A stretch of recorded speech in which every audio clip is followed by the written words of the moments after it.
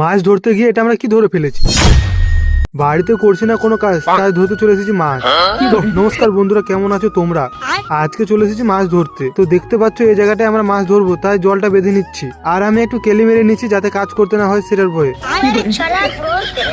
এই যে দেখো, দুটো মেশিন লাগিয়ে দিয়েছি জল জিটার জন্য। মাছগুলো সব লাফিয়ে লাফিয়ে জল দিয়ে চলে যাচ্ছে, তাই ঝুড়ি লাগিয়ে দিলাম। তারপর দেখো আমাদের আর একটা মেশিন ভিড়িয়ে দিলাম। একটা বিড়ি টেনে ওর পুরো এনার্জি চলে এসেছে। रोम रोम भाइयों, सिस्टम पार देंगे। দেখছো বন্ধুরা, একটুখানি ঝিটে কতখানি মাছ পেয়ে গেছি। তারপর বড় বাঁধটা শুকিয়ে ফেললাম, আর মাছ দেখছো কতগুলো হয়ে গেছে। অনেক মাছ হয়ে গেছে, তাই আর মাছ ধরলাম না, জল ছেড়ে দিলাম। তারপর আমরা বাড়ির পথে রওনা দিলাম।